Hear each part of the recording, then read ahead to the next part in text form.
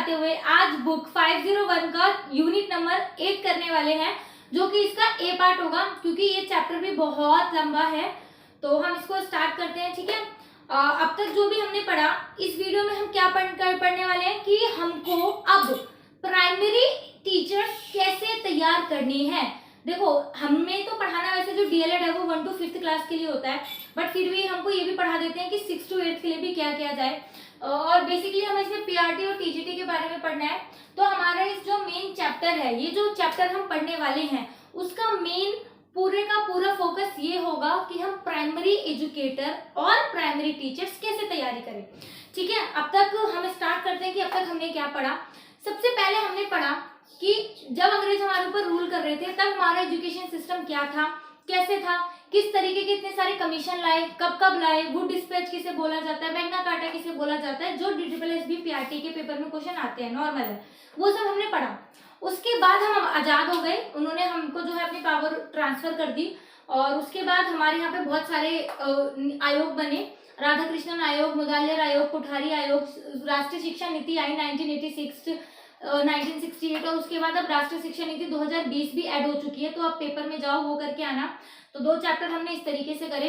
3rd chapter में हमने so called सबसे इंपॉर्टेंट चीज राइट टू एजुकेशन पढ़ी कि राइट टू एजुकेशन क्या है, शिक्षा का अधिकार क्या है, आर्टिकल 45 अब क्या कहता है, आर्टिकल 45 पहले क्या कहता था, 86वें संविधान संशोधन के द्वारा कब हुआ, 2002 में कब हुआ ये संशोधन, और इसके साथ साथ क्या क्या चीजें जोड़ी गई, 21A के अंतर्गत कौन सा शिक्षा का अधिकार जोड़ा गया, मौलिक अधिकार जोड़े गए, मौलिक कर्तव्य एक जोड़ा गया कि उनको, वो सारा मैंने उस वीडियो में बताया था।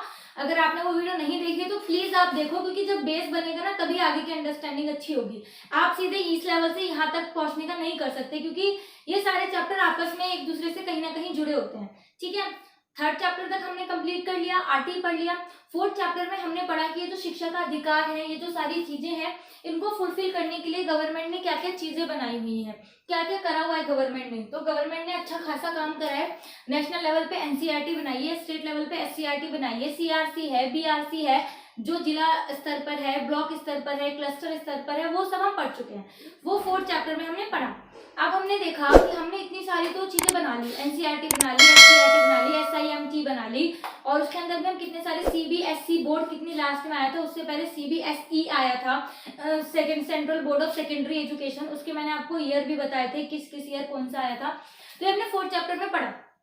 इसके बाद हमने देखा कि हमने इतनी सारी चीजें तो बना दी, तो बट इनको फॉलो कैसे करा जाएगा। तो 5th और 6th चैप्टर में, दोनों ही चैप्टर में हमने ये पढ़ा कि इनको फॉलो करने के लिए उनके तहत राज्य के अंतर्गत और राष्ट्रीय लेवल पर कितनी सारी परियोजनाएं चली हैं। उत्तर प्रदेश की बेसिक शिक्षा योजना, बिहार की योजना, ये सब हमने पढ़ी।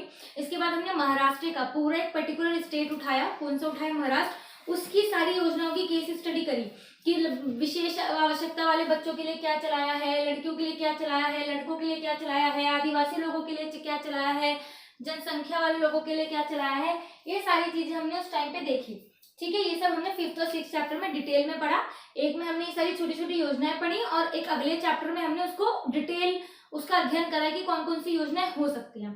फिर हमारे 7वें चैप्टर पे बात आई कि जब हमने परियोजनाएं लागू कर दी, सब कुछ कर दिया, तो दिक्कत कहाँ होती है, क्या दिक्कत है, क्या परेशानी है, क्यों नहीं योजनाएं लागू हो पा रही, क्या है, क्योंकि उनका आयोजन ठीक से नहीं होता। तो हमने सीखा कि उनका आयोजन किस तरीके से किया जाए ताकि जो हमने अपनी फुलफिल करी है वो चीजें पूरी हो। क्योंकि जो हमारा 6th चैप्टर था उसमें हमने डिटेल में सर्व शिक्षा अभियान पढ़ा था कि सर्व शिक्षा अभियान क्या है, पूरे नेशनल लेवल पे सर्व शिक्षा अभियान चला था, और जब इसने बढ़िया रिजल्ट देने स्टार्ट करे तो उसने हमने इसको और फैलाया, हर जगह स्टार्ट करा, पहले थोड़े से पर फिर सब में करा। इसमें हमने डीपीईपी के बारे में भी पढ़ा था, उससे जस्ट एक चैप्टर पहले। तो ये बहुत सारी चीजें जो हम पढ़ चुके हैं। तो अब हम ये नहीं कह सकते कि हमें हमारी एजुकेशन से रिलेटेड कुछ नहीं पता, नहीं, हमने अब बहुत कुछ चैप्टर पढ़ लिया है, क्योंकि हमारा जो आज से है ना एक 3rd ब्लॉक स्टार्ट हो रहा है। इट मीन्स कि 7 चैप्टर के थ्रू हम 2 ब्लॉक ऑलरेडी खत्म कर चुके हैं। इट मीन्स कि हमको अब एक पर्टिकुलर जो हमारी बुक है, इस बुक का नाम जो है, उसकी 65% नॉलेज हो चुकी है, 60 to 65% अप टू 65% हम लोग पढ़ चुके हैं, आ चुका है। तो अब आप लोग ये नहीं बोल सकते कि आपको कुछ नहीं पता एजुकेशन क्या है क्या नहीं, क्योंकि आज से हम 3rd ब्लॉक स्टार्ट करेंगे। और अब इस 3rd ब्लॉक में हमने पढ़ना है कि हम प्राइमरी एजुकेशन और सेकेंडरी एजुकेशन के लिए शिक्षक कैसे तैयार करें, कैसे बढ़िया से बढ़िया शिक्षक बनाए, क्या चीजें करें कि हमको बढ़िया शिक्षक मिले। तो इसमें हम यही पढ़ने वाले हैं, और जो एनसीएफ है उसके बारे में थोड़ा सा देखेंगे। तो ये सारी चीजें हैं। तो सबसे पहले तो हम ये पढ़ते हैं, हम टीचर की ट्रेनिंग कराते हैं, उनका सीटेट का एग्जाम लेते हैं, फिर एक बार कॉम्पिटिटिव एग्जाम जॉब के लिए लेते हैं और शिक्षक हायर कर देते हैं, टीचर बन जाते हैं। ठीक है, बट प्रॉब्लम क्या आ रही है, ये जो सारा प्रोसेस होता है टीचिंग का, ये जो सारा टीचर लगने का, टीचर बनने का होता है, प्रॉब्लम क्या होती है? देखो, सबसे पहले तो सिस्टम के साथ बहुत सारी प्रॉब्लम्स है। सेकंड सबसे बड़ी दिक्कत है हमारा माइंडसेट। ठीक है, देखो सबकी सोच क्या होती है, प्राइवेट जॉब में बहुत काम करना पड़ता है, प्राइवेट जॉब में बहुत काम करना पड़ता है। बट अगर बात सरकारी की आती है तो कहते हैं तू एक बार सरकारी नौकरी ले ले, फिर तो जिंदगी भर आराम है ना। ये कहीं ना कहीं माइंडसेट बना होता है कि एक बार सरकारी नौकरी ले ले, जिंदगी भर आराम है, क्योंकि उनको ऐसा लगता है कि सरकारी नौकरी में काम ही नहीं करना पड़ता, या सरकारी नौकरी ज्वाइन इसलिए करते हैं कि काम ना करना पड़े। तो यहाँ पे सिर्फ टीचर्स की बात नहीं है, ये माइंडसेट सिर्फ टीचर का नहीं है कि टीचर ऐसे सोचते हैं कि एक बार जॉब ले ली, नहीं, देखो उनको तो स्कूल जाना है, उनको तो पढ़ाना ही है, उनके पास कोई सेकंड ऑप्शन नहीं है। बट यहाँ पे माइंडसेट का मतलब है, गवर्नमेंट टीचर है तो जो उनके ऊपर अथॉरिटीज होती है, एनसीईआरटी, एससीईआरटी, कितनी सारी गवर्नमेंट एजेंसीज होती है जो इनसे जुड़ी होती है, कहीं ना कहीं उनमें भी तो ये चीज होती है ना, उनमें भी तो ये चीज होती है, काम में कहीं ना कहीं ढीलापन।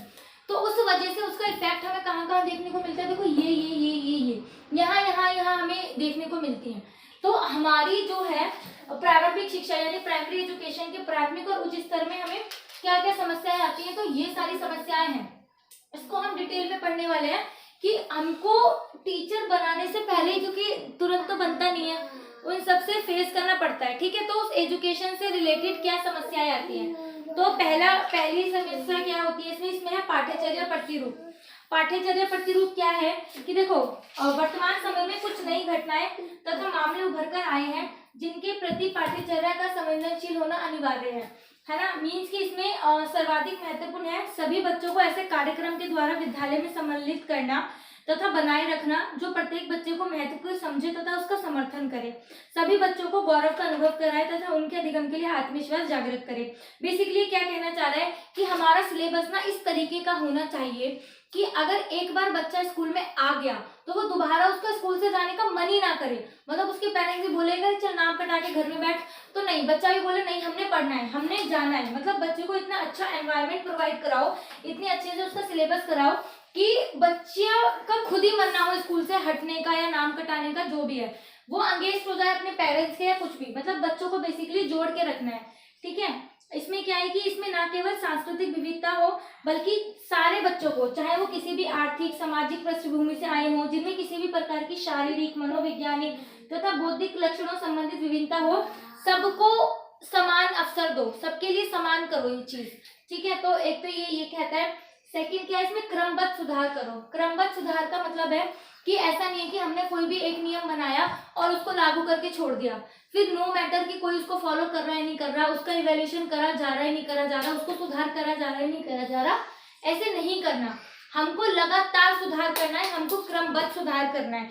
तो क्या है, हमारे देश में प्रचलित शिक्षा पद्धति कुछ ऐसी है जो मुख्यतः उन व्यक्तियों को प्रोत्साहित करती है जिनमें पाठ्य पुस्तकों की विषय वस्तु को याद करने और उनके अनुकूल करने की क्षमता है, ना कि उनको सृजनात्मक रूप से उत्तर दे सकते हैं। मतलब बेसिकली इस पूरे पैराग्राफ का मतलब बताती हूँ कि क्या है, हम ऐसे बच्चों को ज्यादा इंटेलिजेंट समझते हैं जिनकी क्लास में ज्यादा मार्क्स आते हैं, बजाय उनके जो बच्चे क्लास में अच्छा परफॉर्म नहीं करते या उनके अच्छे नंबर नहीं आते तो उनको बड़ा घृणा की दृष्टि से या हीन दृष्टि से देखा जाता है। ठीक है, अच्छा स्कोर कर रहे हैं तो बच्चे अच्छे हैं, नहीं तो नहीं।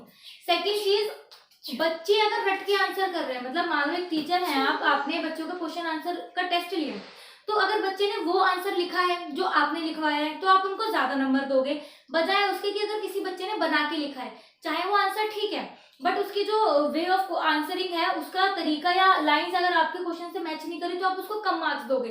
तो ये क्या है, हम इसको अपने अंदर ही जो डेली लाइफ का है उसको एनालाइज नहीं कर पाते। तो क्या होता है, तो हमें ऐसे नहीं करना होता है। हमें क्या करना है, यही कारक होते हैं जो किसी व्यक्ति के जीवन की प्रभाविता को निर्धारित करते हैं। शिक्षा के द्वारा उन मूल्यों और सिद्धांतों पर ध्यान केंद्रित करना चाहिए जो बच्चे की जीविका और उसके जीवन में सफल होने के लिए महत्वपूर्ण है। तो हमें ऐसी चीजों पे ज्यादा फोकस करना चाहिए कि बच्चा जिससे आगे जाके अर्निंग कर सकता है, किस क्षेत्र में अपना अच्छा कर सकता है, किस चीज में बेस्ट दे सकता है, उसको उस पर हमको ज्यादा फोकस करना चाहिए, ना कि भाई तू इसमें 100 में से 100 लिया, 80 लिया, 90 लिया, नहीं, ये चीजें नहीं। अब आज के टाइम पे एटलीस्ट आज की एजुकेशन के टाइम पे तो ये मैटर नहीं करती है, ठीक है। फिर आती है पंचायती राज संस्थाएं, ये सब आपने पढ़ी होगी, पंचायती राज संस्थाएं। ये क्या होता है, ये संस्थाएं हमारी शिक्षा प्रणाली पर नौकरशाही को, जकड़ को कम करने का अवसर देती है, अध्यापकों को अधिक उत्तरदायी बनाती है और अध्यापकों को अधिक स्वायत्तता तथा बच्चों की आवश्यकताओं के प्रति अधिक संवेदनशील बनाती है। तो पंचायती राज संस्थाएं जब वे अपने प्रश्नों को अध्यापक के पास लाती है, इससे पाठ्यचर्या को बल मिलता है, सृजनात्मकता आती है। जैसे पंचायती राज काफी सारे मेथड्स को फॉलो करती है, लाइक अज्ञात से अज्ञात की ओर, सूक्ष्म से स्थूल की ओर, तो ये सारी चीजें आती हैं इसमें, ठीक है। ये हमारी है कि पंचायती राज पर इन लेवल पर इनको प्रॉब्लम को सॉल्व नहीं किया जा रहा है, तो ये हमारी समस्या है। नेक्स्ट आता है विवेचनात्मक अध्यापन, या हम इसे पेडागोजी बोलते हैं। आप जब भी सीटेट का पेपर देने जाते हो तो बोलते हैं कि 15 नंबर का 30 नंबर की मैथ्स है तो 15 नंबर की मैथ्स आएगी, 15 नंबर की पेडागोजी। पेडागोजी क्या होती है, वो क्या होता है, विवेचनात्मक अध्यापन। विवेचनात्मक अध्यापन क्या होता है कि किसी भी टॉपिक पर, किसी भी चीज पर उसके दोनों एस्पेक्ट्स के बारे में सोचना, चाहे अच्छा चाहे बुरा, उसके दोनों एस्पेक्ट्स के बारे में सोचना, उसको हम विवेचनात्मक अध्यापन बोलते हैं। कि लाइक मान लो आपसे ऐसे क्वेश्चन पूछे जाते हैं कि अगर एक बच्चा काफी टाइम से स्कूल नहीं आ रहा तो भाई आप क्या करोगे, डायरी में लिख के दोगे, पेरेंट्स को बुलाओगे, खुद मिलने जाओगे, या प्रिंसिपल को बताओगे, समथिंग ऐसे। तो ऐसे बारे में चीज सोचना, काफी सारे ऑप्शंस को देखना, उनपे विचार विमर्श करके उसमें से बेस्ट आंसर निकालना, विच इज पेडागोजी, यानी विवेचनात्मक अध्यापन। तो हमारे एजुकेशन सिस्टम में, इंडिया के एजुकेशन सिस्टम में ये चीज स्टार्टिंग से ही नहीं की जाती है, सो विच इज समस्या फॉर अस, हमारे लिए ये बड़ी दिक्कत वाली बात है, ठीक है। तो इसमें क्या होता है, विवेचनात्मक अध्यापन इस बात को महत्वपूर्ण मानता है कि शिक्षक किस प्रकार व्यक्ति के उन उपकरणों से अलंकृत करे जिससे वह अपने जीवन को अच्छा बना सके, लोकतंत्र को मजबूती प्रदान कर सके और एक अधिक समतावादी तथा न्यायप्रिय समाज का निर्माण कर सके। तो ये सारी चीजें इसमें होनी चाहिए, ये सब हमें सोचना चाहिए कि हमें बच्चों को पढ़ाने से पहले सारी चीजें बच्चे के अंदर डेवलप कर सके, ये सारी चीजें हम ला सके। विवेचनात्मक अध्यापन के अंतर्गत अध्यापन और अधिगम के मध्य संबंध सम्मिलित होते हैं। ये पहले से सीखे गए ज्ञान को छोड़ने, फिर दोबारा से सीखने, उसको चिंतन करने, उसका इवैल्यूएशन करने और फिर बच्चों पर क्या इसका इफेक्ट हो रहा है उसको देखने पर उसकी पूरी सतत प्रक्रिया, उस पूरे प्रोसेस को हम लोग बोलते हैं विवेचनात्मक अध्यापन, ठीक है। फिर क्या आते हैं पाठ्यचर्यात्मक मामले।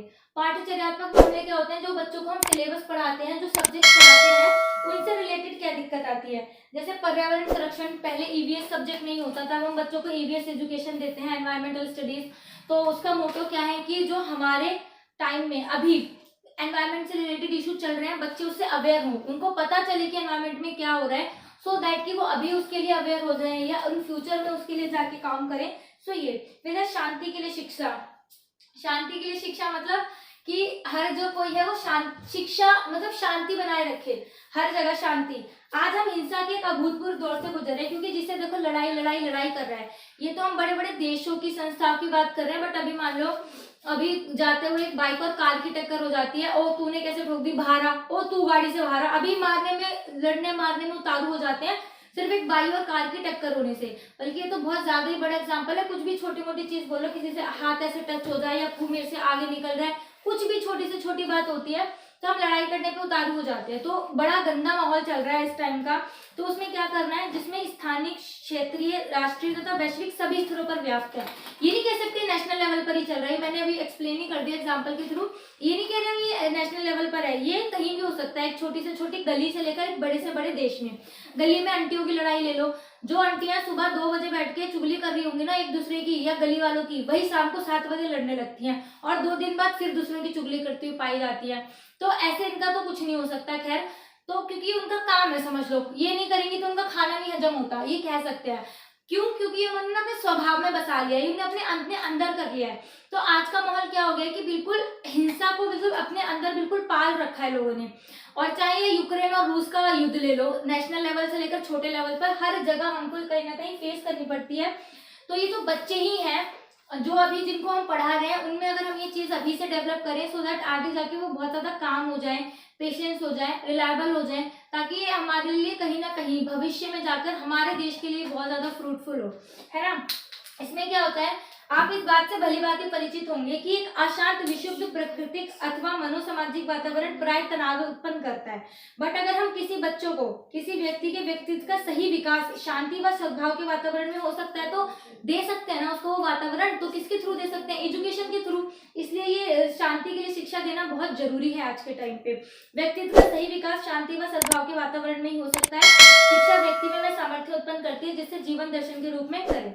ठीक है, नेक्स्ट है हमारा लोकतंत्र एक जीवन की शैली में। ये हमारी पाठ्यचर्या समस्याएं हैं। लोकतंत्र, सभी लोग बराबर हैं, किसी से भेदभाव नहीं करेंगे, रंग रूप जाति के आधार पर भेदभाव नहीं करा जाएगा, सब लोगों को समान अधिकार दिए जाएंगे, लड़का लड़की को सेम काम के लिए समान सैलरी मिलेगी।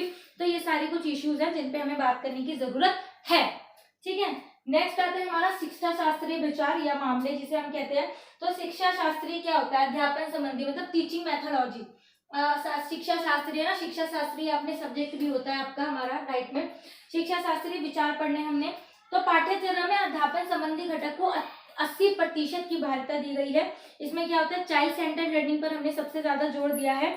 विद्यालय में पढ़ाए जाने वाला कोई भी विषय इन बड़े सरकारों से अछूता नहीं रह सकता, अतः इनको तो सम्मिलित करना बहुत ज्यादा जरूरी है हमारी एजुकेशन सिस्टम में। किसको? शिक्षा शास्त्रीय विचार को, जो एजुकेशन से रिलेटेड विचार हैं, जो चीजें हैं, उनको हमको इंक्लूड करना जरूरी है। करते तो हैं, थॉर्नडाइक की, स्किनर की, पावलोव की, उन्होंने थ्योरी कर करके रखी है, उसका हम यूज नहीं कर रहे अपनी एजुकेशन में। और फिर जो पियाजे वाइगोत्स्की ने दिया है उसका भी कहीं ना कहीं फर्क पड़ रहा है, पड़ ही रहे एजुकेशन से रिलेटेड। बट इसलिए मुद्दा है क्योंकि हम उतने बड़े लेवल पे इन विचारों को सम्मिलित नहीं करते। ठीक है, तो ये कुछ विचार, जो समस्याएं थी वो थी समस्याएं जो हमारी एजुकेशन सिस्टम में हमें पढ़ाने में समस्याएं आती हैं।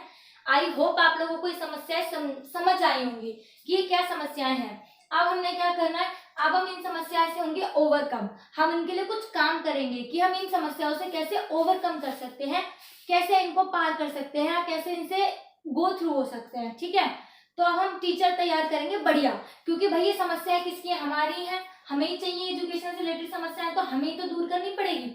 अब गवर्नमेंट तो चलो उठा नहीं रही अपना काम, हम करते हैं, हम अपना काम अच्छे से करेंगे। ठीक है, ये समस्याएं हैं हमारे लिए, हम ये सारी चीजें करेंगे पूरी, अपना जो हाथ में है वो अच्छे से करेंगे। अब देखते हैं, अब देखो हम कैसे किस तरीके से बढ़िया से अध्यापक तैयार करते हैं। तो पहले जब ये सारी समस्याएं आई, इसमें क्या आया कि हमको क्या करना है? बच्चों को ज्ञान के, बच्चों को अनुभवों से जोड़ना है, जीवन के साथ जोड़ना है, रटने से दूर करना है। तो इन सब के लिए हमें जरूरत हुई एनसीएफ की। तो अब एनसीएफ 2005 की आवश्यकता क्या है? हमारे जो टीचर्स हैं उनके लिए एनसीएफ की आवश्यकता क्या है, और ये जो हमारा पूरा पाठ्यक्रम और सब कुछ तैयार करते हैं उनके लिए एनसीएफ की आवश्यकता क्या है। तो पहले तो पढ़ लेते हैं एनसीएफ की विशेषता क्या है। इसके 5 प्रिंसिपल हैं, बहुत जरूरी, वो याद रखना। पहला क्या है? सर्वांगीण सुधार यानी ओवरऑल डेवलपमेंट करना। परिप्रेक्ष्य, अधिगम तथा ज्ञान, लर्निंग एंड नॉलेज, पाठ्यचर्या क्षेत्र तथा विद्यालय स्तर तथा मूल्यांकन और कक्षा वातावरण। तो प्राथमिक शिक्षा के सार्वत्रीकरण हेतु भारतीय संसद ने एक विधेयक पारित किया जिसे शिक्षा का अधिकार अधिनियम 2009 कहा जाता है। इस अधिनियम के अंतर्गत 6 से 14 साल तक के सभी बच्चों को फ्री एंड कंपलसरी एजुकेशन दी जाएगी, और ये 1 अप्रैल 2010 से लागू हो गया है। आपको बताने की जरूरत नहीं है, आप लोग पहले ही डिटेल में पढ़ चुके हो। एनसीएफ की विशेषता क्या है? सारे बच्चों को स्कूल में लाना, सबका एडमिशन कराना और सबका रजिस्ट्रेशन करना, बस दैट्स इट। अब क्या है? ये हो गया हमारा एनसीएफ की विशेषता। अब हमने पढ़ना है सेवा पूर्व अध्यापक प्रशिक्षण। जब आप लोग अध्यापक नहीं बने हो उससे पहले आपकी ट्रेनिंग के लिए क्या किया जाता है? तो हम लोग तो भाई डाइट कराया जाता है या बीएड कराया जाता है। ये क्या होता है? सेवा पूर्व अध्यापक प्रशिक्षण। मतलब कि जब आप टीचर लगे नहीं हो, आप अभी टीचर हो नहीं, बट उससे पहले आपको टीचर बनने के लिए ट्रेनिंग क्या दी जाती है, क्या कर रहे हो आप टीचर बनने के लिए, क्या प्रैक्टिस करी आपने, उसको बोलते हैं हम सेवा पूर्व अध्यापक परीक्षण। तो इसमें क्या होता है? सभी मान्यता प्राप्त विद्यालयों के अध्यापकों के व्यावसायिक कौशल का निर्माण ये राज्य सरकार करेगी, जिसमें एससीईआरटी के थ्रू डाइट कराई जाती है। प्राइवेट इंस्टीट्यूशन भी डाइट कराते हैं। दिल्ली में 9 गवर्नमेंट डाइट है और 21 प्राइवेट इंस्टीट्यूशन है डाइट कराने के, डाइट के, तो और भी हो सकता है खुल जाए। तो इनका क्या काम होता है? इनका प्रारंभिक अध्यापक शिक्षा का आयोजन उन अध्यापकों को प्रशिक्षित करने के लिए किया जाता है जिन्होंने 1 से 5 तक की कक्षाओं को पढ़ाना है, डीएलएड बेसिकली। प्रारंभिक अध्यापक शिक्षा कार्यक्रम में प्रवेश पाने हेतु न्यूनतम योग्यता 10वीं या 12वीं कक्षा तक विद्यालय शिक्षा है।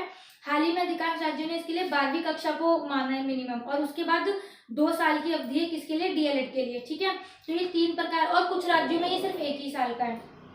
प्रारंभिक अध्यापन प्रशिक्षिकाएं 3 प्रकार की होती हैं, राजकीय, निजी और गैर सहायता प्राप्त। मतलब एक तो नेशनल जो मतलब स्टेट वाली, एक मतलब एक गवर्नमेंट, एक प्राइवेट, एक दोनों की एडिट वो होती है, ठीक है। फिर उसके बाद चलो ठीक है, आपने आपको जिसमें डाइट आती है हमारी, चलो ठीक है, आपने डाइट वाइट कर ली, सीटर वीटर क्लियर कर लिया, बढ़िया। आपने एग्जाम भी क्लियर कर लिया, चाहे DSSS का हो, NVS का हो, KVS का हो, या किसी भी पर्टिकुलर स्टेट का एग्जाम हो, आपने क्लियर कर लिया, आप हो इंटेलिजेंट, आपकी लग गई नौकरी, बढ़िया। तो अब ऐसा थोड़ी है कि अगर आपकी एक बार नौकरी लग गई तो फिर आपको पढ़ना ही नहीं है ना, ऐसा नहीं है ना। अब आपको क्या करना पड़ेगा, अपडेट होना पड़ेगा टाइम के साथ धीरे धीरे कि क्या क्या एजुकेशन में चेंज आ रहे हैं। जैसे अभी एकदम से कोरोना का टाइम आ गया 2020 का, अब तक शिक्षकों को कुछ नहीं पता था, पर एक जो 60 साल का भी टीचर होने जा रहा होगा ना, उसने भी ऑनलाइन एजुकेशन का यूज करा, कई सारी ऐप डाउनलोड करी, लैपटॉप चलाना सीखा, बच्चों की ऑनलाइन क्लासेस ली। जिन्हें लैपटॉप मोबाइल का ABC भी नहीं पता होता था, उन्होंने ये सारी चीजें करी, सीखनी पड़ी, क्योंकि टाइम की डिमांड थी, उस टाइम पे नीड थी, क्योंकि कोई दूसरा ऑप्शन था नहीं, बाहर जा नहीं सकते थे, तो जिसे वो चीज नहीं भी आती थी उसने सीखी। तो ऐसे जो टीचर लग जाते हैं ना, हमको जरूरी होता है उनको टाइम टू टाइम अपडेट करना, चीजें सिखाना, ताकि काम आने पे वो चीजें सीख सके। तो इसके लिए क्या था, इसमें क्या करा जाता है, जब बच्चे जो टीचर होते हैं ना ट्रेनिंग पे, तो उनके लिए वेबिनार आयोजित करे जाते हैं, सेमिनार आयोजित करे जाते हैं, वो 3-3 दिन की ट्रेनिंग पे जाते हैं, 3 दिन, 5 दिन, 10 दिन की अवधि हो सकती है, वो उसकी ट्रेनिंग पे जाते हैं। तो ये कुछ प्रोग्राम होते हैं जो अध्यापकों का सेवाकालीन प्रशिक्षण देते हैं, मतलब जब वो काम कर रहे थे ना उसी में बीच में ट्रेनिंग देना। आपके भी टीचर्स हैं, जिस स्कूल में आप पढ़ते हो गए, पढ़ाते हो, कभी ट्रेनिंग पे जाते हैं, कभी वेबिनार होता है, कभी सेमिनार होता है ना। तो ये सारी चीजें होती हैं जो अध्यापकों को सेवाकालीन प्रशिक्षण के लिए दिया जाता है। इसका क्या होता है, इनका काम क्या था, ये विभिन्न राज्यों के NCERT के सहयोग से चलाया गया था। इस कार्यक्रम को चलाने के लिए फिल्मों, मुद्रित पैकेज इत्यादि को टेलीकास्ट किया गया था। ये सारी चीजें होती है, और इनका मेन मोटिव क्या होता है कि हमको सुधार करना है गुणवत्ता में, ठीक है। प्राथमिक विद्यालय अध्यापकों को दी गई ऑपरेशन ब्लैक बोर्ड सामग्री का उपयोग, अध्यापन में बाल केंद्रित उपागम और अध्यापकों को प्रशिक्षित करना, ये सारा काम था। पिछले कुछ वर्षों में व्यापक अभिमुखीकरण की दोनों योजनाओं के माध्यम से लगभग 20 लाख अध्यापकों को ट्रेनिंग दी जा चुकी है। बताओ, 20 लाख टीचर ट्रेनिंग ले चुके हैं सिर्फ इसी में थ्रू। चलो बहुत अच्छी बात है। अब हमारा विशेष आवश्यकता वाले बच्चों के लिए अध्यापक, देखो आपको भी पता है, अब खैर अभी 2-3 दिन पहले ही वो आया है कि जो स्पेशल एजुकेटर है वो इक्वल है प्राइमरी टीचर के लिए, जैसे प्राइमरी की अलग निकलती है, बट प्राइमरी वाले उनके लिए नहीं है अलाउ, स्पेशल वालों के लिए, बट स्पेशल वाले प्राइमरी के लिए है, आपको पता होगा वो। तो इसमें विशेष आवश्यकता वाले बच्चों के लिए आपको पता है अलग से बीएड होती है ना, स्पेशल बीएड होती है, वो स्पेशल बच्चों के लिए स्पेशल बीएड, और सेम ऐसी जो डीएलएड होती है स्पेशल बच्चों के लिए अलग होती है। इनकी वैकेंसी भी अलग निकलती है, और ये अलग से फॉर्म अलग से ही होता है इनका सब कुछ, मतलब बेसिकली जो नॉर्मल पीआरटी होते हैं उनसे अलग होते हैं, क्योंकि स्पेशल बच्चों की आवश्यकताओं को ध्यान में रख के लिए बनते हैं। तो विशेष आवश्यकताओं वालों के लिए अध्यापक है, तो बच्चों के लिए भी जो टीचर्स होंगे उनके लिए भी कुछ अलग होगा, तो इसमें सब कुछ स्पेशल होता है। हम लगाते हैं ना स्पेशल पीआरटी या स्पेशल बीएड, तो वो हमारा इसके अंदर आता है, ठीक है। फिर आता है प्राइमरी टीचर के लिए करिकुलम, मतलब कि प्राथमिक स्तर पर अध्यापक शिक्षा के लिए पाठ्यचर्या क्या होनी चाहिए। पहली बात तो क्या है, चलो मैं पढ़ के बता देती हूँ।